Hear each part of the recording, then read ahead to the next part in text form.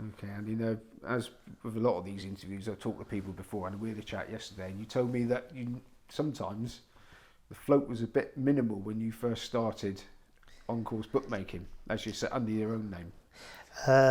Yeah, well, under my dad's name, um, there's plenty of times so I've gone racing with nothing. There's a bookie out there at the moment, Dave Hazel. He used to work for me at the Point to Points.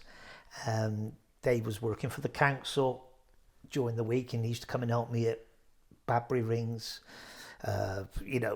wherever we went, Larkill. And Dave would get to my house about 8 o'clock in the morning, and the first one I said, Dave, you got any money?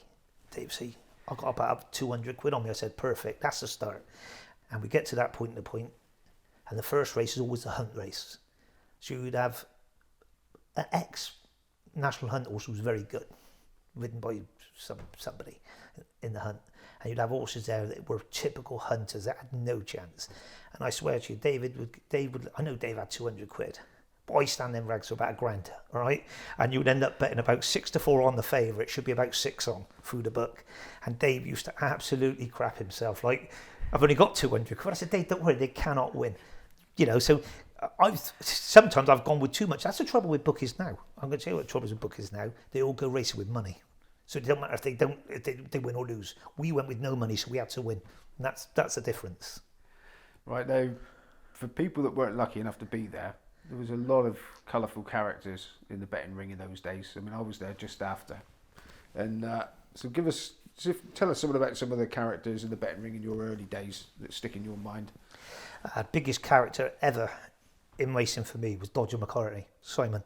He was a brilliant laugh. He was he knew every trainer, every owner. He'd have a look at the form book, and he got the nickname Dodger because he'd start the season going to Newton Abbot in August, and he might go up to Exeter a few days later, and then if he hadn't done so well, he'd tell the bookie, I'll see you next time at Stratford. But Dodger, not Dodger, he'd dodge himself up the Perth. He'd start gambling at Perth, trying to get a few quid back to come back to Stratford. And he was Dodger because he dodged about everywhere. He was a brilliant character. And then you look at the London tracks, and you had the likes of Neil Wilkins was the character. Teddy Bell, bet for William Regan and Gary. You had Lulu Mendoza, Michael Mendoza. You had Jeff Curry, Johnny Bergonzi, Groucho. Groucho was an old fella that used to do the chalks when I was with Eddie. You'd go around with the bucket, the rag, and the chalks, and you had another piece. Harry used to do the numbers. They come around and give you a few non-runners, and they come wade in. But it was characters. It was characters everywhere.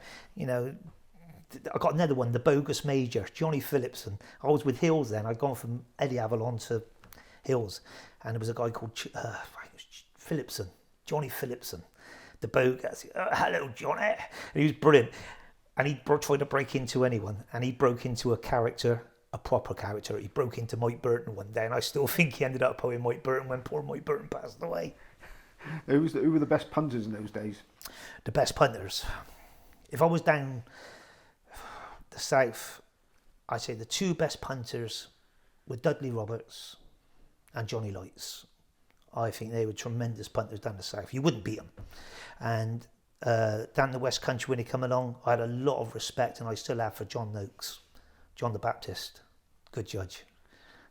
I keep trying to get him. Did you? And was there anybody on course? I mean, you were a young lad. Obviously, you learnt a lot from your dad. But was there anybody else that taught you stuff? On the race course, took you under their wing, so to speak. Yes, I'm going to say my biggest influence through looking at form was Simon Smith. Simon would be under the radar. A lot of people wouldn't know him. Simon made a book at the Point to Points in Wales, and he was mustered on a form book. And I remember going to his house and spending a couple of days with him, and he explained to me what you just asked me earlier about pricing races and looking at form. And I learned so much from Simon. Unfortunately, he's not very well at the moment, but without him, I don't think I'd have got as much knowledge into me as what he taught me. And then another man I had great respect for, and still have, even though he's not with us, is Jimmy Green. Jimmy is Paul's father. I was a bit hot-headed when I was younger, and I used to really lose my temper, but Jimmy showed me how to respect people how to try to get on. Jimmy was a genius. And you mentioned a tic-tac. Rocky Roberto. When I started with Eddie, and I can remember going to Ascot, and I've got to show out the Rocky. Imagine all those 100 bookmakers, and you're showing up relay up to the clock to Freddie. From Freddie it went, but Rocky just come and just said to me, just don't panic, you'll be grand. And he is a complete and utter gentleman. You know, I've never heard anyone say a bad word about Rocky. A few bookies might have moaned, saying that Rocky won't play what they call the ball now, Simon, which is, you know, you go racing now and the bookmakers you still will come out and speak, hello, how are you, how'd you do, you have a good weekend? Now they come out and they say, we're betting the 3%, 4%, 5% a runner. Rocky wouldn't agree with it, and I don't always agree with it. Right, now, you were one of the firms that embraced the rules regarding the extended supplementary list back in the day, which for anyone that don't know, it meant that if you were on the waiting list, before you couldn't get on, but all of a sudden if you're on the waiting list, you could get on, and you could come in and take a chance you were going to get on. Yeah. It was the ESL, extra supplementary list. Yeah, I was on everywhere, and I think one of the tracks I went to was Newbury, and I think I was number 156 or something. So if there was 40 pitches there, they let 40 people bet. So like you would take your tools, and if you got on, you got on. If you didn't, you didn't. And I went everywhere. Kempton off the ESL. I went to, as I said earlier, I went to Newbury off the ESL. I went to a lot of places. And you bet in the back, you had the last pitch. And quite often, I remember Newbury was a great example, because I bet in the fifth line. I think John White was just above you by the big gap by members. And I was in the back line. And the only way you can get those punters to come to the back line is at the front you had all the likes of Charlie Levy, Louis Levy, and all little flimpers like bluffers. And so you were 33, they were 20. You were 100, they never even seen 100. Their chalk wouldn't stretch to 100. But my best customers were those frontline bookmakers who fluke lay in a 20 tenors and come back and have £100 a free back with you. You know, they were my best customers, and the ESL helped me get along with that. And if I remember rightly as well, that was the time where it stopped being 10 minutes before the race and everybody chalked up, but it was a lot earlier. You guys in the back there. Yeah, well, I used to put the prices on the ball very early, you know. Sometimes you asked me a question earlier about going racing with no money. Sometimes I was even at them places with no money, and I did bet on the double. I found one in the first and one in the fifth, so I could take the money and have enough then in the odd in case it went wrong the first race. Now you rose rapidly through them ranks as the buying and selling of pitches came in.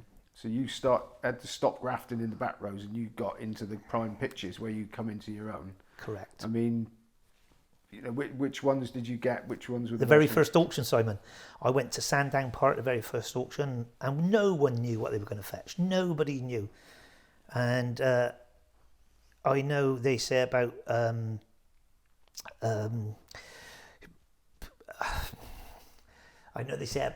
Barry Dennis with David Johnson.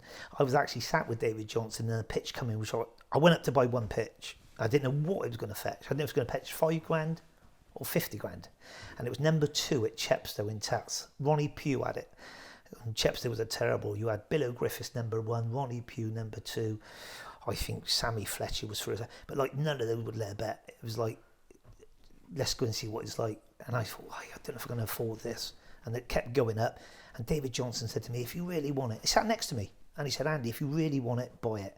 And I put my hand up, and I give 23 grand for it. And I didn't know if I had a bargain or not. I didn't know. I think I had to go get some money. Anyway, I got the 23 grand paid. And the very first meeting I bet off of number 2 at Chepstow was the Welsh Grand National. And I remember Kendall Cavalier won it. And I think on the day I was up for it. There were sort of pitches. I've never worked in the front pitches where you haven't got to go 50. You're going to land at 33 because people find you easy enough. And I think that day, I won 8 grand. I think I won 4 grand on the Welsh National. And I thought, God, dear, I've got to get better pitches. And that was the thing that I'd done, was go from number 2 at Chepstow. I eventually ended up having number 1 on the rails at Chepstow, number 1 at Bath, number 1 at Salisbury, number 1 at Newbury. You know, I had nearly as many number 1s as Cliff Richard. Now, if I remember rightly, your 40th birthday, I think you were at Bath on your 40th birthday, because I remember seeing in the Racing Post, you had your team put a happy birthday boss or That's something right, in yeah. their 40. By that time, you're one of the top bookies in the West Country. Wow. In the top pitches, anyway. Yeah, And you would be a big influence in the ring before the days of Betfair. Yeah, I had lots of people. I had some good punters that come to me and have a bet, or anywhere. Good punters. A lot of them probably still owe. Well, I know a few do. But then I also was. Firms were asking me to shorten horses up for them. I was getting a lot of money for SP for horses. It could be other bookies up the north was sending me $3 or $4 grand SP for a horse. So I was having a bit of an influence on the SP as well.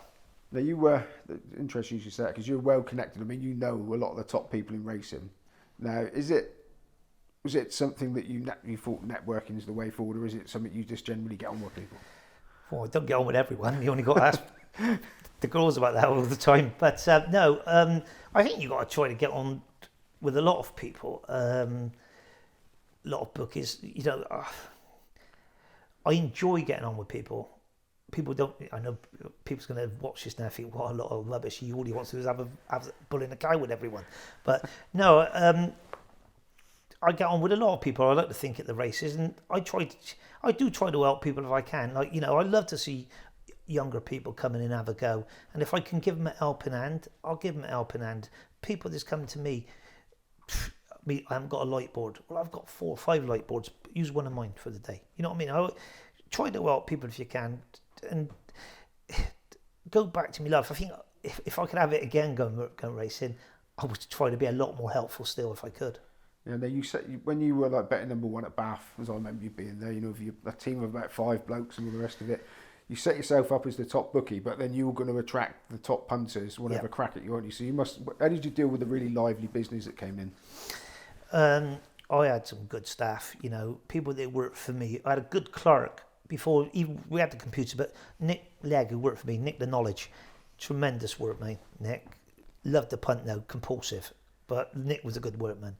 I had Steve Risdale work for me. You all probably know him as Certainty. Well, we give everyone nicknames now. Steve, every horse he fancied was a Certainty, so that's why it becomes Certainty. But what a workman! He knew I could rely on him that if I had money for a horse, I could say, Steve, go and put $2 grand on this. And once a floorman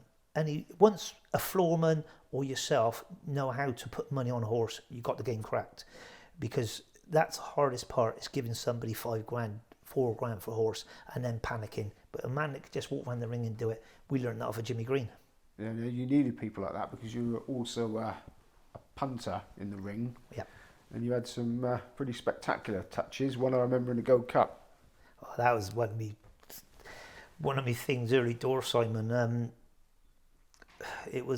I loved me point to pointing when I first started. Look, if a man wants to go out and start punting now, go to the point to points. Start at point to points. It's a shorter season, so horses are off all the time. Most races are ran over the same distance. You concentrate in one area, the jockeys. So going back to the Gold Cup, well, we'd done all the West Country. And in the West Country, we had the 3 best trainers, in my opinion. We had Richard Barber, Robert Honour, and Dickie Bainbridge. And I seen this horse called Dawn one day at Dib Martin, and it ran off the track. Dido Harding rode it. It actually got back on the track. It went past there was a Richard Barber had one of the joint favourite. So this horse has ran off Cool Dawns, run off the track, come back on, coming down the hill. It's gone past the Richard Barber. Also, it's tied to the chain to the post. And I thought, this is a fair horse. So when it went under rules, I followed it. And there was a Christmas time, there was no racing. He'd won 2 or 3. And I thought, I've got to have a bet. You got to have a bet. So I just done the Gold Cup. And I've got a few people around. I think this will win the Gold Cup, And I was lucky enough that I had enough credit, and a few people, I had £1,000 each way at 50 to 1, and it was like that was some win, and it did help me greatly because I paid a bit of my mortgage off. Went out for a few beers. I think me and Ashley had a weekend away somewhere. We had a good time. We wasted a few quid as well, but we had a good time.